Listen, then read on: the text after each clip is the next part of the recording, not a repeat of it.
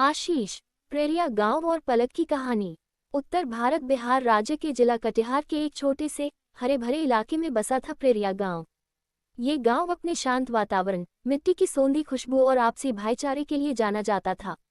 गांव में कच्चे पक्के घर, बीचों बीच पीपल का पुराना पेड़ और पास ही बहती छोटी सी नदी थी, जो गांव के जीवन की धड़कन मानी जाती थी। इसी गांव में रहता था आशीष। आशीष लगभग 18 साल का एक सीधा सादा, मेहनती और सपनों से भरा लड़का था। उसके पिता टीचर थे और मां गृहिणी। सीमित साधनों के बावजूद आशीष पढ़ाई में तेज था और हमेशा कुछ बड़ा करने का सपना देखता था। उसे किताबों से खास लगाव था और शाम को खेतों से लौटने के बाद वह लालटेन की रोशनी में पढ़ाई करता था। प्रेरिया गांव के स्कूल में ही आशीष की मुलाकात हुई पलक से। पलक गांव के किसान जी की बेटी थी। वह पढ़ाई में होशियार, स्वभाव से सरल और हमेशा दूसरों की मदद करने वाली लड़की थी। उसकी मुस्कान में अजीब सी सुकून देने वाली बात थी। आशीष पहले पहले उससे बात करने में झिझकता था, लेकिन धीरे धीरे दोनों में दोस्ती हो गई।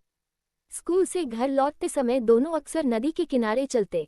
पलक गांव से बाहर की दुनिया के बारे में सुनना चाहती थी और आशीष अपने सपनों के बारे में बताता कि वह आगे चलकर गांव के लिए कुछ करना चाहता है, बच्चों को पढ़ाना चाहता है और किसानों की जिंदगी बेहतर बनाना चाहता है। पलक उसकी बातों को ध्यान से सुनती और उसे हमेशा हौसला देती। समय बीतता गया। आशीष और पलक की दोस्ती गहरी होती गई, लेकिन दोनों इसे शब्दों में कभी नहीं बांध पाए। गांव की सीमाएं और सामाजिक सोच उन्हें रोकती थी। वे जानते थे कि